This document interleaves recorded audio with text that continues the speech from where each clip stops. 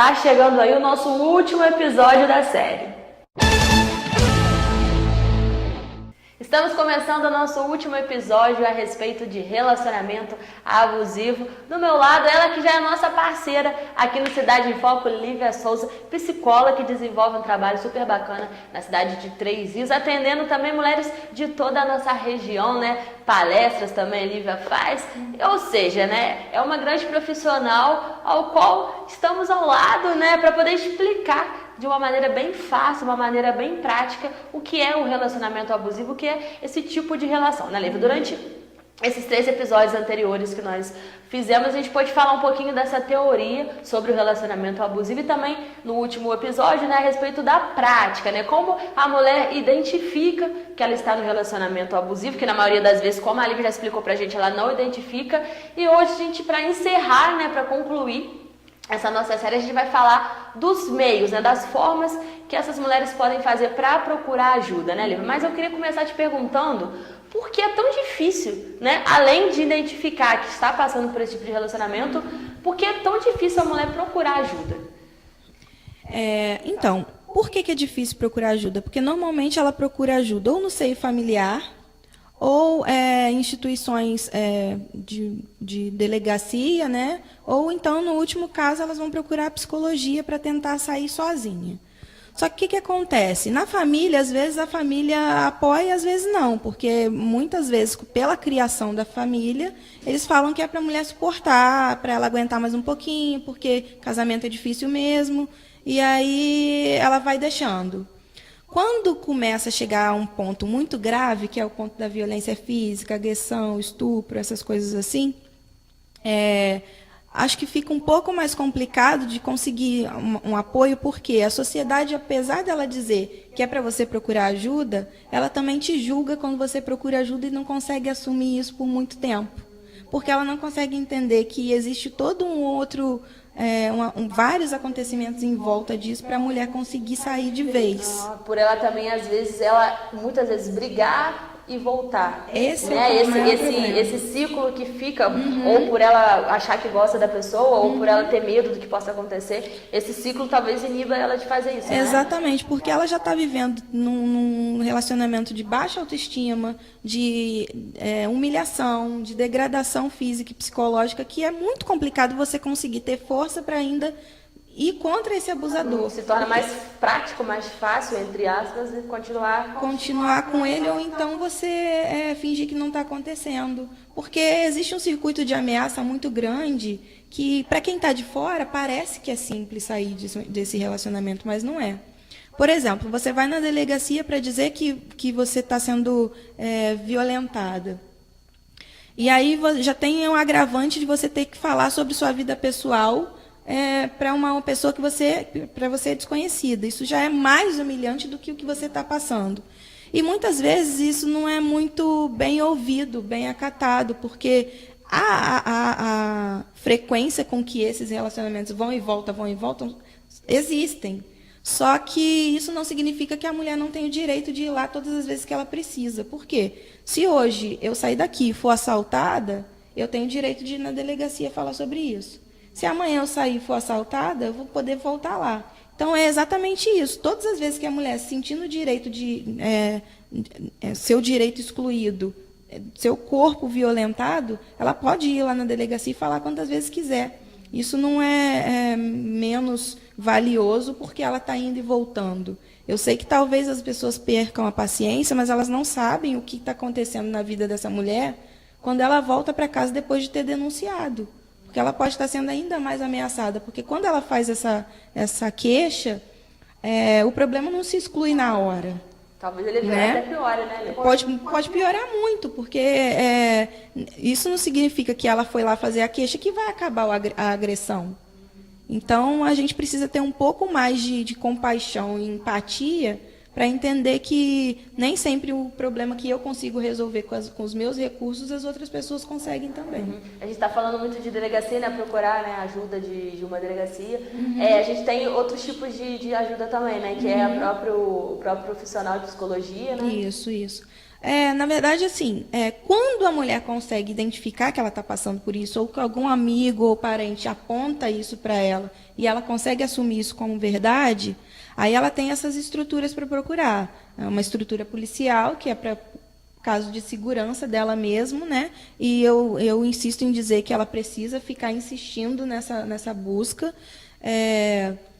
Tem o apoio da família, né? Porque o suporte da família é essencial, porque às vezes essa mulher não trabalha, ou então ela não tem como arcar com os filhos financeiramente, ela precisa de todo um apoio para poder sair desse circuito. Porque às vezes ela depende do abusador. Isso é um agravante muito, muito sério. Às vezes tem muita sério. gente que pode ter filho, né?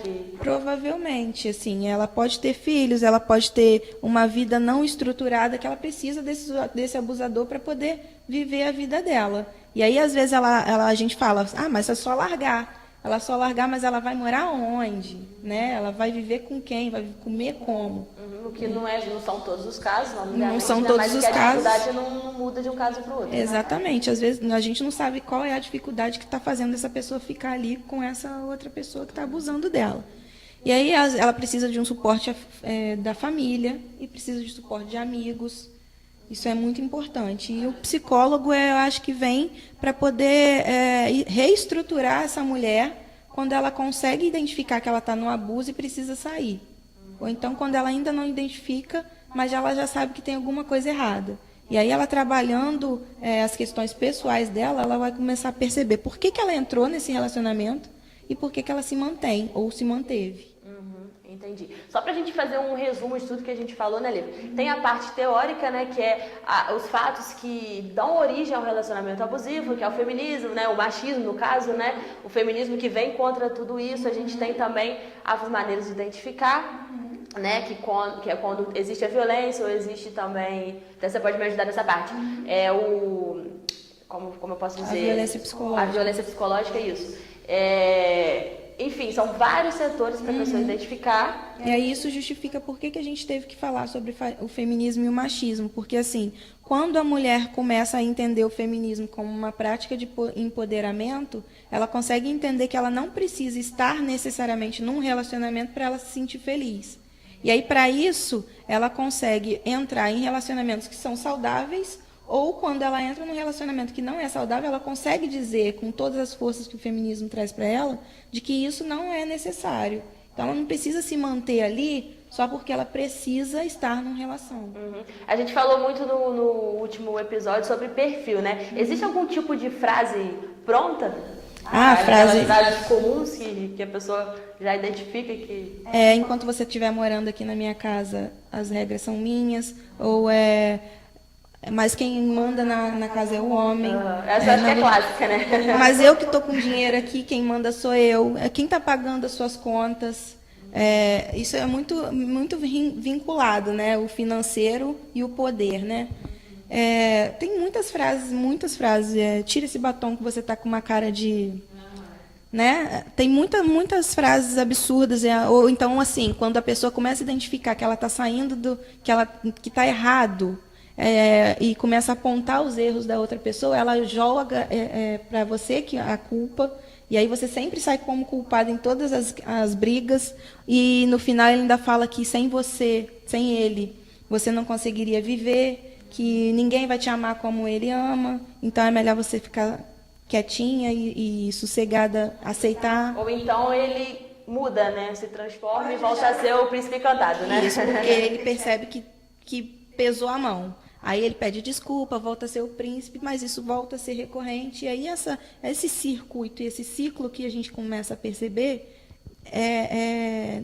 eu acho que é um start para você perceber que você está numa relação. Hoje a gente falou um pouquinho sobre, né, as maneiras que a gente pode buscar ajuda, né, tanto da delegacia como a ajuda de um profissional também da área. E a questão se você está se sentindo mal na sua relação, começa a questionar se isso é para você mesmo. Não precisa dar nome, relação abusiva. Se está mal na relação, por que você está se mantendo nessa relação? E não ter medo, né? Tentar, né? Exatamente. Porque talvez a gente fale, não ter medo é uma coisa, você olhando de fora é uma coisa fácil, né? Mas ela tentar achar um jeito de não deixar aquele medo que ela tem aumentar e... Porque essa situação pode ficar muito pior. pode culminar em agressões muito até graves. Até a morte, né, que a gente vê, né? Geralmente quando o parceiro não aceita o fim do relacionamento. E aí você precisa de todo um suporte para você conseguir sair, porque sozinho é muito complicado. Bom, acho que a gente, né, encerrou com chave de ouro. Quero deixar o espaço aqui aberto, Lívia, para você passar os seus contatos. Quem tiver alguma dúvida, quem quiser, que estiver precisando de ajuda, pode procurar a Lívia, né, no consultório. Então, Tatila, como você mesmo falou, eu faço palestras, né, sobre esse assunto. E aí eu vou em vários tipos de locais para falar sobre isso, porque eu acho que quanto mais divulgado, melhor. Porque quanto mais mulheres empoderadas, menos homens para poder abusar.